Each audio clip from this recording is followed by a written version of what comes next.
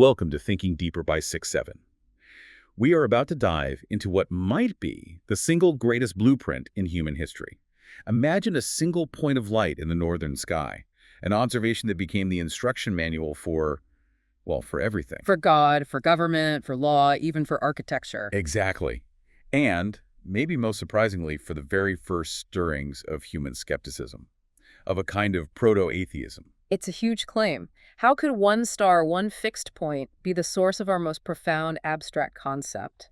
The invisible, immutable creator. That paradox is what we're going to unpack. Our source material is this incredible comparative study of old and new world civilizations, mostly pre-Columbian Mexico, the Maya, Peru. And the core insight, really, is that these ancient cultures built their entire world as a mirror. A mirror of the heavens, a deliberate terrestrial copy of cosmic order, all centered on the axis of rotation, the North Pole and the star that marked it. It's just stunning when you realize it. The simple geometry of the night sky is what separates worshiping the visible sun from defining an invisible, all-powerful God. That idea of the unchanging center, it's the key to everything. Yeah.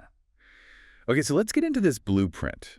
And the source material, as you said, it's the night sky itself. We're talking about incredibly patient, gifted astronomers. Primitive astronomers, yes, but their methods were anything but. They were relying purely on observation, passed down over generations. So what did they see?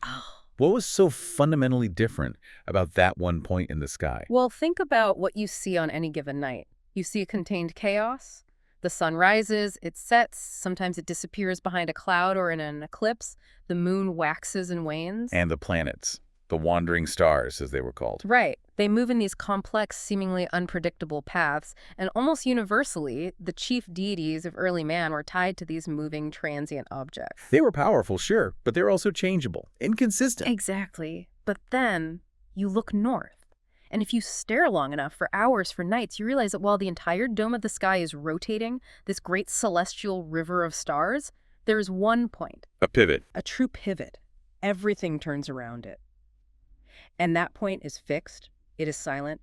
It is in a state of absolute unmoving repose. And that stability, contrasted with everything else that's moving and changing, that's what forces this radical intellectual leap. It completely shifts the primary attribute of divinity. It's no longer just about power or emotion. It's about immutability. Stillness. And that is the absolute foundation of high-level theological abstraction. Yeah. It allowed them to define the supreme power, not by what it did like, dragging the sun across the sky, but by what it was. Eternal, unmoving, omnipresent. And this created a profound intellectual crisis for the existing religions, particularly solar worship. Right. If the sun is already your number one god, this new idea, it's a direct challenge, isn't it? Does that tension show up in their records? Oh, absolutely.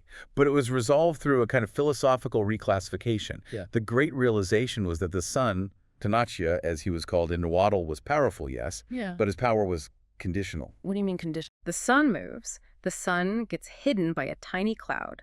And every single night, the sun rests. It goes away. So, by simple rational deduction, It can't be the ultimate power. it can't be.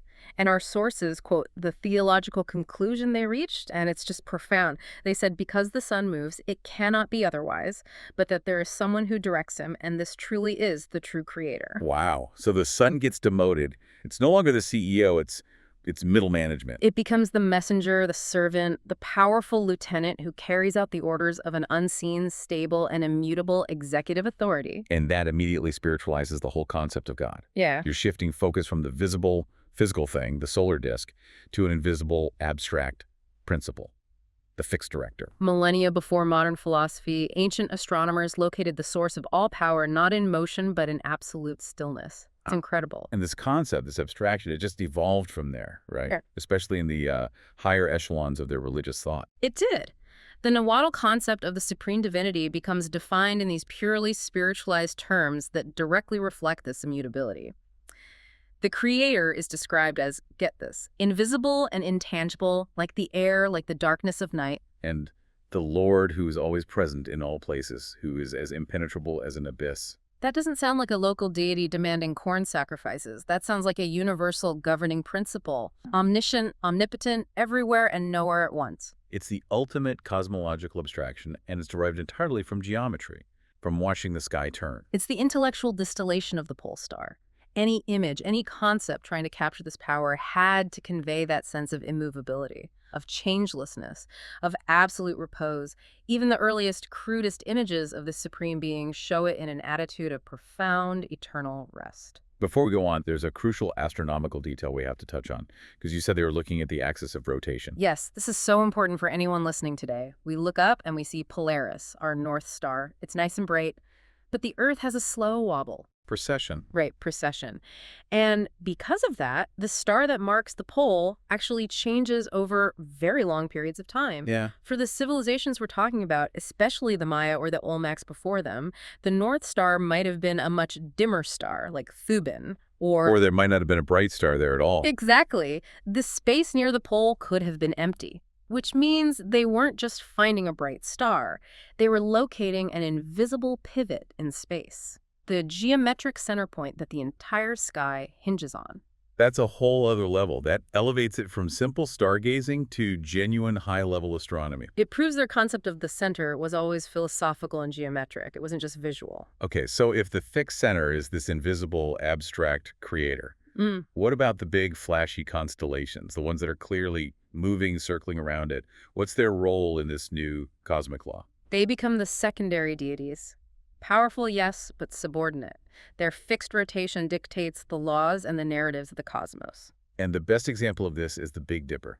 Ursa Major, yes, which the ancient Mexicans identified with the deity Tezcatlipoca. Tezcatlipoca, often translated as smoking mirror or shining mirror. But he's also frequently pictured as being lame or limping or even fastened to a spot. Why? What's with this visual symbol of constraint? The lameness is the key.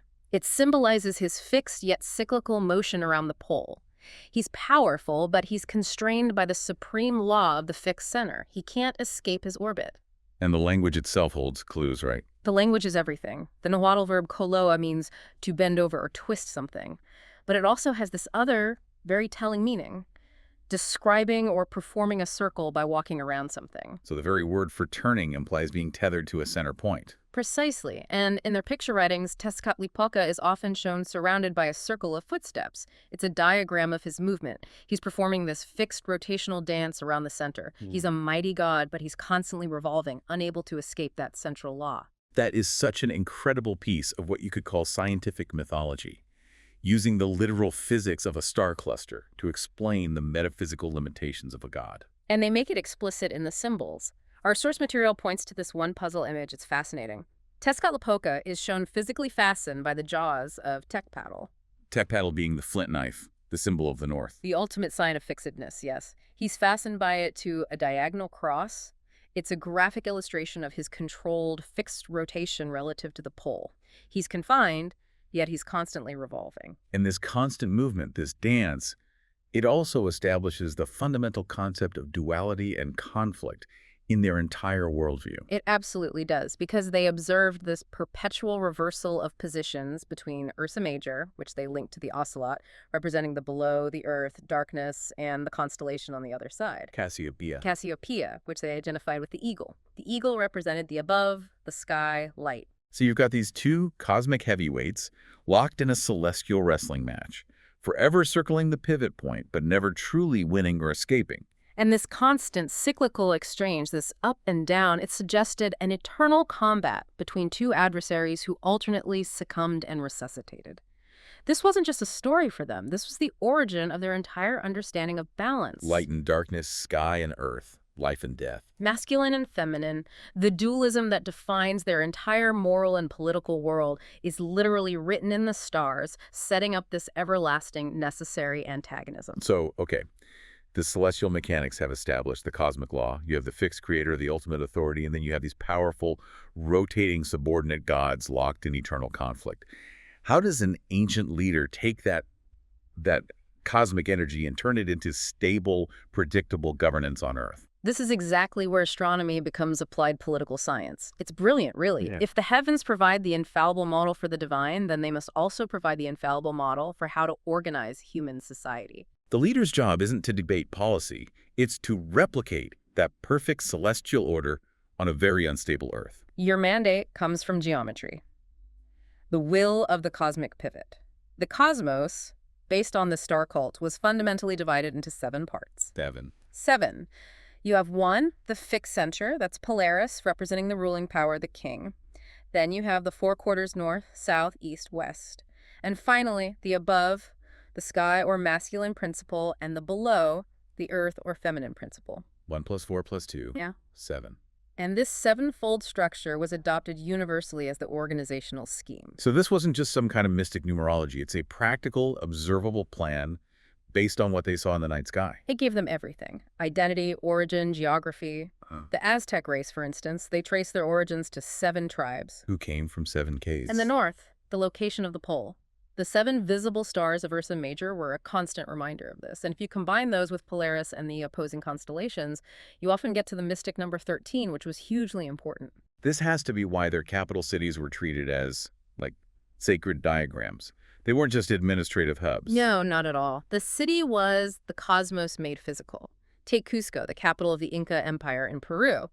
It was consciously, deliberately structured as a terrestrial model of that celestial order. So it was divided into 2 halves. Above and below, then into 4 quarters. And then those were subdivided into 12 wards. Plus the sacred center, which makes 13? The sacred center was reserved for the highest power. The physical layout of their government was literally a square diagram centered on the divine pivot, designed to impose geometric control over the chaotic earth. And this duality, this above and below, it manifested directly in their highest political offices. Yeah. You see this dual system of governance in both Mexico and Peru. Right, because the idea was that a single ruler focused on only one principle, either just the sky or just the earth, would inevitably lead to instability. You need both. So you have to split the executive branch to mirror the balance of the cosmos. Exactly. The above, or the masculine principle, heaven, light, the sun that was represented by the visible supreme ruler. The Tlatoani in Mexico, or the Sapa Inca in Peru. This was the warlord, the public face, the administrator of outward justice. Montezuma is a perfect example. He was the living image of the sky god. The sources say he even wore wings on his feet to symbolize his connection to the heavens, to avoid contact with the ground. He was pure above. But his essential partner, his coadjutor, personified the below, the earth, the darkness. This was the The Chuacoa. serpent woman, the earth mother. Right. But here's the fascinating complexity. Despite the overtly feminine title, which connects to the earth, to fertility, to the night, this role was almost always filled by a male high priest. Okay, that's a crucial detail. Why use a man for the serpent woman role? Because the Chuacoa was responsible for the nitty-gritty of running the state. Internal affairs, nocturnal cults, and the administration of essential, often grim, earthly necessities. Like collecting taxes, managing food supplies. And the dark rituals. It was a position of immense, terrifying, and necessary power. You couldn't just leave it to a bureaucrat. The male high priest ensured the balance of power remained rooted in that celestial structure, 2 executive heads, while still managing the earthly duties associated with the feminine principle. And this priest of the night, as the representative of Tezcatlipoca, had a direct mandate over law and justice. So celestial observation is tied directly into their core system. Correctly. The priest used an actual obsidian mirror, a Tezcatl, the shining mirror, the symbol of Tezcatlipoca, as an oracle, An oracle for what? to render final judgment on criminals, and to consult on matters of war. The nocturnal observation of Tezcatlipoca, constantly revolving in the dark sky, was the literal source of their most solemn earthly law. The fate of a criminal was decided by the tool of the god of the night. It's so deeply embedded in their politics, their laws, even their public ceremonies and architecture, it became a spectacle of cosmic law. Oh, absolutely. Look at the ritual called Those Who Fly in ancient Mexico. It's dramatic, it's dangerous, and it is the ultimate visualization of axial rotation. Describe it for us. You have a tall pole. At the top, a central wooden cylinder that can pivot. 4 men cast themselves from beams attached to this pivot, revolving in wider and wider circles on ropes. Well, a 5th person. A 5th person stands on the revolving pivot itself, beating a drum. It's the celestial sphere-made kinetic theater. The 5th man is Polaris, fixed at the center, beating the rhythm of time, providing the stability. And the 4 flyers are the circumpolar constellations, demonstrating this controlled, predictable, beautiful movement around him. It was a public physics lesson, a religious ceremony, a political performance. It was a constant reminder to everyone watching that their lives, their society, their very existence were governed by the fixed laws of the North. Which brings us to the most enduring document of all this, the Mexican calendar stone. This has to be seen as the ultimate summary of this entire political and religious system. It's the grand synthesis. It is not just a calendar. It's a cosmological map, a chart of the state, and a schedule for the entire population, all carved in stone. And its geometry tells the whole story. Look at the center. The central face conveys duality. It's often masked or double-faced, and it bears the numeral 2. This is the divine power, ruling both heaven and earth from that fixed center. And around that center, you have the powerful cross shape, the Nahuyolan. We often translate it as just 4 movements, but in this context, it's so much more specific. It symbolizes the 4 positions of the circumpolar constellations as they rotate around the axis over the course of a day or a year. The cross is a diagram of the cardinal points and the 4 periods of rotation relative to the pole. So it's an emblem of law, of justice, of cosmic harmony. A permanent, hard-carved diagram of the order they sought to impose on their world. The stone itself, anchored to the earth, is an attempt to embody the perfect, fixed order of the heavens. It's breathtaking. The fact that these completely separate civilizations constructed these monumental systems, all based on a shared geometric understanding of the North Pole, it's just a testament to the power of shared observation. And as it turns out, that shared understanding also laid the groundwork for the most revolutionary philosophical development of all. The ability to look at that perfect system and find a flaw in it. And that's what's so fascinating to me, this profound astronomical observation, which creates the concept of an immutable creator and fixed law. It also, it sows the seeds of its own critique. It creates the ideal, and once you have a perfect ideal, you can start criticizing things that fall short of it. Exactly. The ultimate consequence of defining God as unmoving and invisible is that any visible, moving God suddenly becomes a target for rational criticism. This is where we see the birth of proto-skepticism, the philosophical capacity to doubt religious dogma based on pure logic. Let's talk about the Inca ruler, Yupanqui. He's like a textbook case of this early critical thinking. He took the established sun cult and just subjected it to a brutal rational critique. He did. He looked at the sun, the chief visible deity of his people, and he applied simple logic. He argued that a true God, the creator, must possess absolute perfection and absolute repose, stillness. And the sun failed on both counts. Miserably. First, he pointed out that the sun never had any rest. It was constantly on a daily journey around the earth. This implies it has a job to do, which in turn implies there's a boss telling it what to do. But his most damning point, the real killer argument, was the observable fact. He said a true God would not permit a small cloud to obscure his splendor. That is the philosophical equivalent of a mic drop thousands of years ago. It's so simple and so devastating. If the object you worship is transient, if it has to move, and if a little bit of water vapor can block its power, it cannot be the supreme eternal power. It must be subordinate. And that single observation, the cloud, it demands a belief in something higher, an unmoving, unseen power. It pushes religious thought toward a greater, purer abstraction. It's logic-purifying religion. And this quest for the invisible, immutable God was likely amplified, intensified even, by the immense, real-world chaos they faced. The sources make a strong point that stability was the most desirable benefit of all. Especially for cultures living in Mexico, a region defined by constant upheaval, volcanoes, terrible earthquakes. When the ground is literally shaking beneath your feet, the promise of an eternal, changeless center, the promise of the North Star that provides profound psychological and political stability. The political promise of the religion was essentially, we will make our society as fixed and harmonious as the North Star. We will insulate you from the chaos of the earth. If the sun is imperfect, we seek the perfection of its director. If the earth shakes, we seek the immovability of the celestial axis. But sticking so rigidly to that cosmic duality, the light of heaven versus the darkness of earth, the masculine versus the feminine, so it had some profound and pretty dark moral implications for their society. It did. This structural division resulted in the degradation of the female sex in their social philosophy. The male principle was all about light, law, the above.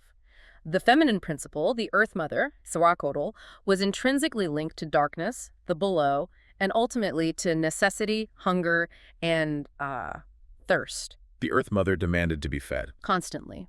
And this duality led to completely different moral standards. It created a strict hierarchy where the terrestrial world, the physical world, was seen as inherently tempting, chaotic, and secondary to the fixed celestial order. And this grim necessity, this need to feed the hungry Earth Mother, This is what culminates in their deeply symbolic, highly organized human sacrifice rituals. Well, we have to pause here. To understand the logic behind these horrific acts, you have to see them within this cosmic framework. It wasn't random violence to them. It was required cosmic maintenance. The ritual was a physical reenactment of the cosmic duality, a restoration of balance. The victim's body was stretched across a conical stone. The stone itself was a physical image of the Earth Mother. Then the heart, which symbolized the above the sun, the ascending masculine principle, was cut out and offered to the visible sky god, the sun. And the blood. The blood symbolized the below, the liquid sustenance of the earth. It was smeared on the mouth of the Earth Mother idol. It's a perfect, if gruesome, representation of balancing the two cults. The description of that idol in the source material is chillingly direct. It says the idol had an outstretched tongue which signified that she always had great thirst for blood. It's the ultimate societal logic. The earth is necessary, but it's also unstable and hungry, so it must be constantly fed with the currency of life to ensure it remains stable enough to support the cosmic order our government is trying to replicate. The whole social contract was balanced on this terrifying duality. It just shows that once you establish an immutable non-physical law like Polaris and a moving physical subordinate law like the Earth, the necessary function of that physical subordinate can become incredibly demanding. The quest for stability drove them to the most extreme measures. So we've seen this extraordinary depth, this entire system that the celestial blueprint created in the New World. It shaped their faith, their laws, their rituals. But here's where it gets really mind-bending. Was this unique to the Americas? Or do we find the same foundational astronomical observation shaping the great civilizations of the Old World too? The data is It's overwhelming. It confirms a profound identity of thought across continents that were separated by vast oceans and millennia of time. These foundational ideas were not unique to the Americas. They trace back to the same cosmic pivot across the globe. Which strongly suggests this isn't about cultural transmission. It's about a universal conclusion drawn by any early sophisticated astronomers. Exactly. Let's start with Babylonia and Assyria, the architects of early centralized civilization. How does the pole star fit into their world? Well, their architecture and their political mandates seem to revolve around it. Completely. The Babylonian square ziggurat, their monumental temple structures, were invariably oriented with absolute precision to the cardinal points. The ziggurat itself symbolized the fixed center and the four regions spreading out from it. So the ziggurat isn't just a man-made mountain to get closer to heaven. It's a physical square diagram of the cosmic order built right on the flat plane. Yes. And the political ramifications were immediate and obvious. The ancient title, King of the Four Regions, speaks directly to this quadruplicate organization derived from the stars. The king's mandate was to maintain that geometric harmony. And their mythology backs this up. It does. Polaris worship was linked to the powerful Bull of Anu, which is their identification for Ursa Major, the same circulating constellation that was so important in Mexico. That's the crucial link. The same fixed center, the same powerful circulating constellation used to define power and movement in completely separate hemispheres. Now let's jump to the Far East, to China. The imperial structure there was perhaps the most rigorous application of this entire principle. The Chinese imperial ruler of heaven The Tin Wang Tate. was directly identified with the pole star. The emperor on Earth was seen as merely the terrestrial reflection of that fixed, unchanging celestial ruler. And so their entire governmental structure just flows from that single fixed mandate. Their ideal capital city was organized precisely on the cardinal points plan, mirroring the Mexican and Peruvian designs. The Forbidden City, the palace, was placed at the absolute center. The entire city was laid out in a strict grid radiating outward from it. It's a deliberate terrestrial reproduction of celestial order, all designed to ensure the stability and immortality of the ruling dynasty by aligning it with the eternal North Pole. It suggests this concept, the pole star, as the fixed center, is one of the oldest, most powerful, and most geographically widespread intellectual exports in human history. We see it everywhere, even in the monuments of Egypt. So the pyramids, Yeah. what's their purpose in this context? They're not just tombs. No, they are sacred images of the dual center of the world, designed to embody this cosmic blueprint. The square base represents the four regions. The conical shape, the upward ascent, represents the center point fixed in the sky. And there's physical evidence of this astronomical obsession literally built into the stone. Here is the so-called ventilation shafts in the Great Pyramid, for example, were meticulously aligned to specific circumpolar stars. Stars like Kochab or Thuban, which was near the pole when the pyramid was built. These pyramids were also stellar observatories, constantly centered on the pole. The entire structure was a celestial tracking device designed to give the pharaoh the ultimate path to the fixed eternal north after death. Even their most powerful god, Amen-Ra, carries this signature. Amen-Ra, the hidden god. The hidden god, or secret god. It's structurally consistent with a pole star origin. A god of stability and order who is hidden, invisible, which contrasts sharply with the very visible and very mobile sun, Ra. It's the same intellectual trajectory we saw in Mexico. The visible god is subordinate to the hidden, unmoving director. It's just incredible. The same celestial observation, a single fixed point, could simultaneously inspire the pyramids, the ziggurats, the calendar stone, and the political mandate of the Chinese emperor. And this cosmic blueprint produced some of our most enduring symbols. The cross, or the swastika, which you find in both hemispheres, originally symbolized the four movements around a fixed pivot. It was an emblem of justice, law, cosmic harmony. It was geometric shorthand for cosmic order. But the truly crucial development happens when some cultures move past the necessary duality. When they take Inca Yupanqui's skeptical challenge to its ultimate philosophical conclusion. This is the purification of the idea. Right. While civilizations like Babylonia saw the pole star cult degrade into this messy, dualistic, or polytheistic worship, you have Bel and Ishtar. The earth cult is constantly being debased and demanding things. The ancient Israelites made a radical philosophical choice. They saw the failure of dualism. They saw that embracing the below cult, the moving, demanding earth, always led to instability and degradation. So they focused solely on the primeval recognition of the single pole star. But they stripped away all the physical and dualistic attributes. They rejected the sun, the earth, and the circulating star groups entirely. And this is what leads to the development of Yahweh. An invisible, uncompromising, monotheistic God. A God completely divorced from the physical cults of heaven and earth. This purification of the initial astronomical observation into pure spirit. It's the highest theological outcome of that fixed point. It's an act of radical philosophical isolation. So the monotheistic ideal wasn't some random spiritual leap of faith. It was the final intellectual refinement of the original astronomical insight. The ultimate rejection of everything that moves, everything that is visible, and everything that is corruptible in the cosmos, retaining only the principle of the immutable, fixed director. And that legacy carries straight into the beginnings of Christianity. Yes. The arrival of Christianity, with its message of the kingdom of heaven and its central emblem, the cross, it would have been immediately intelligible to pagan philosophers who were steeped in this ancient pole star tradition. The cross already symbolized the fixed center and the four quarters. And the message of an incorruptible, unified celestial center would have resonated as the revival of that ancient, pure ideal, an earthly kingdom ruled by a unified celestial king. The ultimate revelation here is that the most revolutionary spiritual movements in history, the ones that emphasized an abstract, unchanging God, they weren't built on miraculous revelation. They were built on the enduring, ancient foundation of astronomical physics. They started by observing physics, and they ended up creating metaphysics.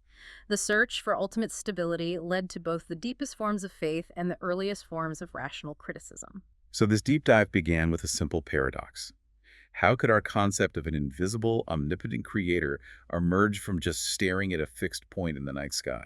And the answer seems to be that ancient man created his entire religious, political, and moral framework by observing what was demonstrably eternally stable in the universe. And then trying to replicate it on a very unstable Earth. They looked at that fixed axis and they determined, this is the law, this is the truth. We must replicate this perfect, eternal order down here to achieve stability and escape the chaos. But as we saw with the Incas, the critical thinkers, they eventually challenged the visible systems. They challenged the sun's divinity because it moved, because it could be obscured by a small cloud. And that pushed them to seek a principle that was truly eternal, truly unchanging, and completely non-physical. Which raises a pretty profound question for us today. You know, we're the descendants of these celestial engineers, but we live in a world of constant dizzying flux. Information, technology, politics, it's always shifting. So what structures in our own modern world do we accept as divine or eternal or immutable just because they appear fixed or central. Right. What do we treat as our unmoving Polaris? Certain institutions, dogmas, market principles, things we're told are too big to fail. But the ultimate lesson from these ancient star worshippers is the importance of constantly questioning the movement of everything that claims to be the center. Is it truly fixed, stable, and unmoving? Or is it merely circulating, moving, and sometimes obscured by a cloud? A deep question to consider the next time you look at something claiming to be the fixed center of your world. Thank you for joining us for this deep dive.